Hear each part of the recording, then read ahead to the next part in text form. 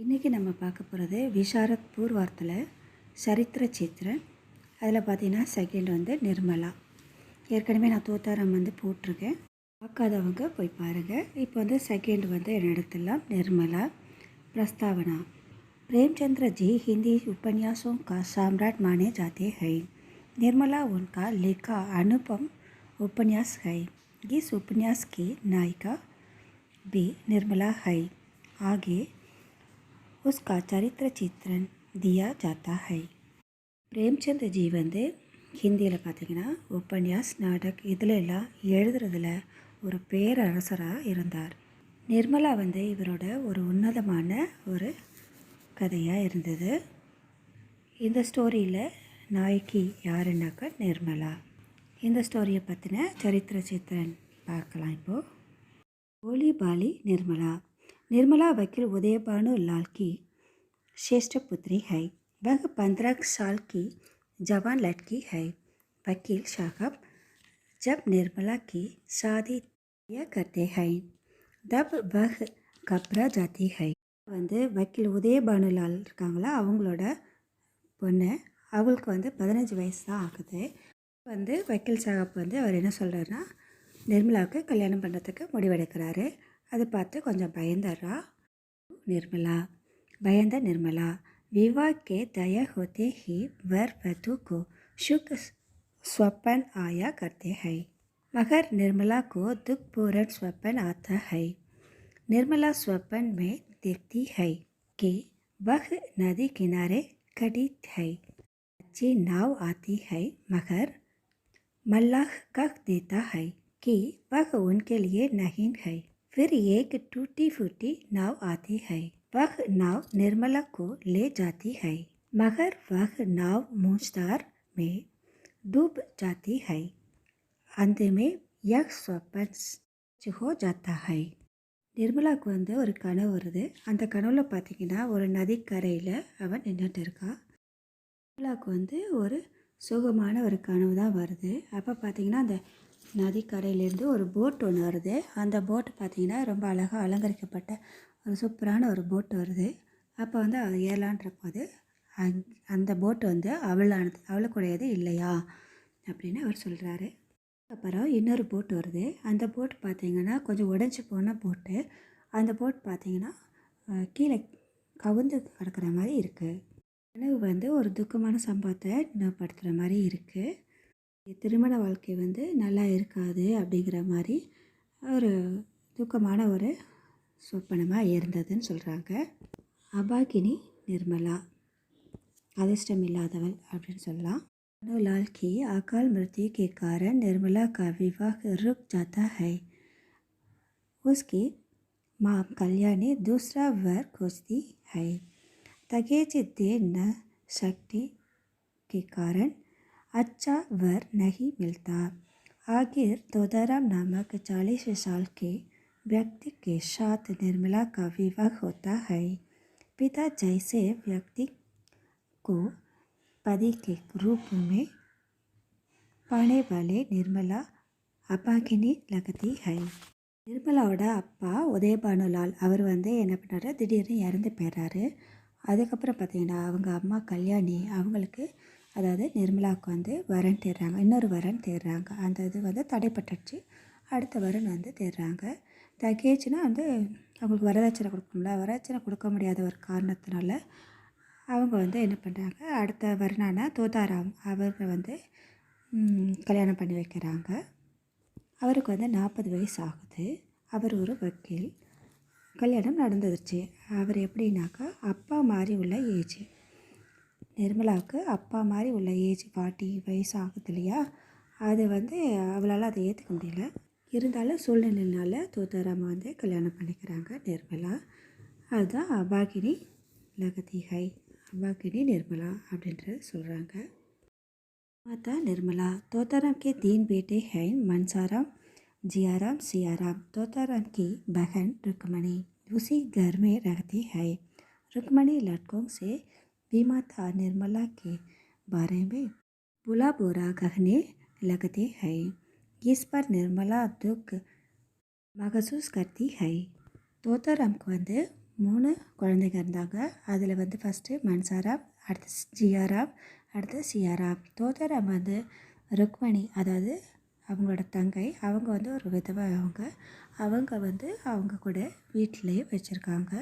ருக்மணி வந்து என்ன செய்வாங்கன்னா, அவங்க அந்த 3 பசங்க இருக்காங்கல்ல, அந்த குழந்தைங்க இருக்காங்கல்ல, அவங்கக்கிட்ட நிர்மலா பற்றி நிறைய தப்பாக கொஞ்சம் சொல்லிக்கிட்டே இருப்பாங்களா, ஏதாவது குறை சொல்கிறவங்க.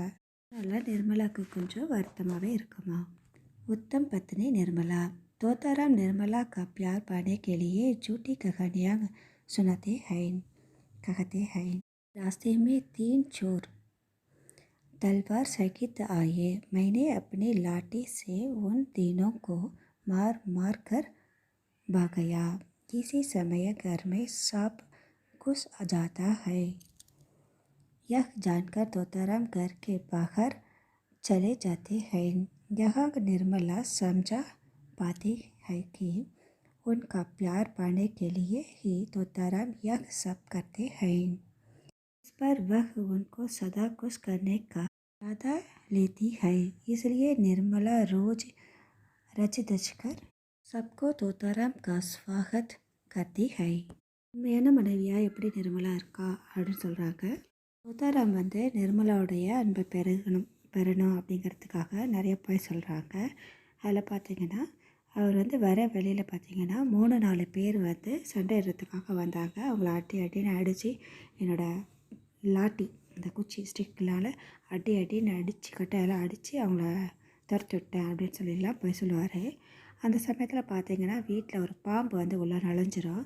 அதை பார்த்த உடனே, அதை கேட்ட உடனே அவர் என்ன பண்ணார், தோதாராம் என்ன பண்ணுவார், வேகமாக வெளியில் போயிடுவார். அவர் நிர்மலா என்ன தெரிஞ்சிட்டான்னாக்கா, இவ வந்து பொய் சொல்லியிருக்கிறது தெரிஞ்சிருக்கா அவளுக்கு. ஆனால் எதனால் சொல்லியிருக்காருனா, நான் என்னட்ட அப்படிலாம் சொன்னால் ஒரு வீரமான ஒரு நல்ல கேரக்டர் தோதாராம் அப்படின்ற ஒரு எண்ணம் வந்து அவன் மனசில் வரணுங்கிறதுக்காக தோதாராம் வந்து எத்தனைட்ட அவளை பொய் சொல்லியிருக்காரு அப்படின்றத அவள் புரிஞ்சுக்கிறாள். தன்னோட அன்பை பெறணும் அப்படிங்கிறதுக்காகவும் அவர் இப்படியெல்லாம் பண்ணியிருக்கார் அப்படின்றதையே புரிஞ்சுக்கிறா. அதனால் அவர் வந்து வேலைக்கு முடிச்சுட்டு அவர் வரும்போதெல்லாம் பார்த்திங்கன்னா, நல்லா அழகாக மேக்கப்லாம் போட்டு நல்லா அழகாக இருப்பாளா निर्मला. दुखिनी निर्मला। तोताराम को मालूम होता है कि निर्मला मनसाराम से अंग्रेज़ी सीख रही है। वे मूर्ख बनकर शक करते हैं। क्या स्थिति सचमुच आभाग्यपूर्ण स्थिति है. தோதாராம் வந்து தெரிஞ்சுக்கிறான். அதாவது நிர்மலா வந்து மன்சாராம் கிட்ட ஆங்கிலம் வந்து கற்றுக்கிறத அவன் தெரிஞ்சுக்கிட்டான். தோதாராம் வந்து சந்தேகப்பட ஆரம்பிச்சிட்டான். ஏன்னா ஏற்கனவே வந்து யார்கிட்டையும் பேசினா கூட அவள் எல்லார் மேலேயும் சந்தேகப்படுவாள் இல்லையா. நிர்மலா யார்கிட்ட பேசினா சந்தேகப்படுவாள் இல்லையா.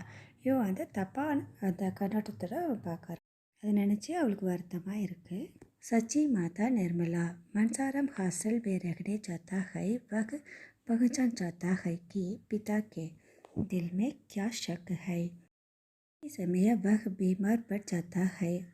डॉक्टर कहते हैं कि ताज़ा खून देने से मनसाराम बच सकता है। तब निर्मला खून देने के लिए अस्पताल जाती है. நம்ம வந்து ஹாஸ்டலில் கொண்டு விட்டாராம். தோதாராம் வந்து அது சந்தேகப்படுற அந்த குணத்தினால அவள் வந்து என்ன பண்ணுறான், ஹாஸ்டலில் கொண்டு மன்சாராமை விட்டாராம். அங்கே போனதுக்கப்புறம் பார்த்திங்கன்னா, அப்போ தான் அவனுக்கு தெரியுது அப்பா மனசில் இப்படி ஒரு எண்ணம் இருக்குங்கிற சந்தேகம் இருக்குங்கிறது அப்போ தான் அவனுக்கு தெரியுது. அந்த சமயத்தில் அவனுக்கு ஜுரம் வேறு வந்துடுது. அப்போ அவனுக்கு உடம்புக்கு முடியாமல் போயிடுது. டாக்டர்கிட்ட போகிறாங்க. அப்போ வந்து தஜாக்கூன், அதாவது இந்த அவனோட ரத்தம் வந்து நல்ல ரத்தம் வந்து உடம்புல ஏற்றினாதான் மன்சாராம் வந்து பொழப்பான் அப்படின்னு சொல்லிடுறாங்க. இதை கேள்விப்பட்ட உடனே நிர்மலா வந்து ஹாஸ்பிட்டலுக்கு போகிறா. தன்னுடைய பிளட் எடுத்து அவனுக்கு கொடுக்க சொல்லி டாக்டர்கிட்ட கொடுக்கறதுக்காக அவள் வந்து ஹாஸ்பிட்டலுக்கு போகிறா. निर्मला। मनसाराम की मृत्यु के कारण तोताराम का दिल में टूट जाता है। उनकी आमदनी कम होती है। वे कम रुपये ही लाते हैं। उन रुपयों से निर्मला घर का निर्वाह करती है। जियाराम को पुलिस से छुटवाने के लिए 500 रुपये देती है. का मान बचाती है. ஹவுஸ் ஒய்ஃப் நிர்மலா வந்து என்ன பண்ணுறா அப்படின்னு பார்க்கலாம். மன்சாராம் மிருதிக்கு காரன். மன்சாராம் வந்து இறந்து போனதுக்கு அப்புறம் தோத்தாராம் வந்து என்ன பண்ணுறாங்க, மனசு ரொம்ப கஷ்டமாயிடுது, மனசு உடஞ்சி போயிடுறாங்க. அவள் வந்து ஆந்தனி காம் கொத்திகை, அவனுக்கு வந்து வேலையில் அவ்வளோ ஒரு ஈடுபாடு இல்லை, அதனால் அவனுக்கு வருமானமும் இல்லை. அவன் வந்து கம்மியான படம் தான் வந்து நிர்மலா கிட்டே கொடுக்குறான். அதை வச்சு தான் நிர்மலா வந்து ஏதோ ஓட்டிகிட்ருக்கா. ஒரு டைம் பார்த்திங்கன்னா ஜியாராம் வந்து ஒரு போலீஸ்காரங்கிட்ட மாட்டிக்கிறான். அவனை வந்து காப்பாற்றுறதுக்காக அவள் வந்து என்ன பண்ணுறா, ஏற்கனவே வருமானம் இல்லை, பைசா கம்மி, அதை வந்து கொஞ்சம் இது சேவ் பண்ணிவிட்டு அவள் 500 ரூபாய் வந்து அவளுக்கு கொடுத்து, அதாவது போலீஸ்காரனுக்கு கொடுத்து அந்த வீட்டோட மானத்தை காப்பாற்றுறா நிர்மலா. निर्मला खर्च को कम करने के लिए निर्मला नौकरी को निकाल देती है। उसका स्वभाव कठोर हो जाता है। जियाराम एक कपटी साधु के साथ चला जाता है। तोताराम उसके कोच में निर्मला को अकेले छोड़कर चले जाते हैं. ஷகைய நிர்மலா, அதாவது உதவிக்கு யாருமே வரல நிர்மலாவுக்கு. அந்த நேரம் பார்த்திங்கன்னா அவளுக்கு வந்து செலவெல்லாம் ரொம்ப ஜாஸ்தியாகுது அப்படின்னு சொல்கிறதுக்காக, கொஞ்சம் செலவு குறைக்கிறதுக்காக அவங்கக்கிட்ட இருந்த வேலைக்காரங்க இருக்காங்க இல்லையா, நௌக்கரவங்க, அவங்கள எல்லாரையும் நிறுத்திடுறாங்க. அவங்களோட சுவாபம், அதாவது நிர்மலாவோட சுவாபம் வந்து ரொம்ப கடோர், ரொம்ப ஹார்டாக இருந்தது. அவங்களோட ஆக்டிவிட்டிஸ் வந்து ரொம்ப கொடூரமாக இருந்ததுதான். நேரத்தில் சியாராம் வந்து அந்த வழியிலெல்லாம் சாமி அப்படின்னு சொல்லிட்டு அந்த சாமி பக்தி மார்க்கான்னு சொல்லிட்டு சாதுலாம் வருவாங்க இல்லையா, அவங்களோட இதை கேட்டுட்டு அவன் வந்து அவங்களோடய போயிட்டானா. இதை வந்து பையன் இல்லை அப்படின்னு சொன்னதும் தோத்தாராம் என்ன பண்ணிட்டான், தோத்தாராம் வந்து சியாராமை தேடிட்டு அவனை என்ன பண்ணிட்டான், அப்படியே தேடிட்டு அவனை வெளியில் போயிட்டானா. நிர்மலாவை தனியாக விட்டுட்டு அவர் என்ன பண்ணுறாரு, தன்னுடைய பையனான சியாராமை தேடணும் அப்படின்னு சொல்லிட்டு அவரும் அவளை விட்டுட்டு போயிடுறாரு. மௌத்துக்கா கிரஷ் நிர்மலா, சாகர நிலைமையில் இருக்கிற निर्मला। डॉक्टर सिन्हा निर्मला से प्रेम भिक्षा मांगते हैं। यह बात जानकर उसकी पत्नी उनको डांटती है तो वे उत्तम हत्या कर लेते हैं। यह जानकर निर्मला अपने जन्म को कोसती है।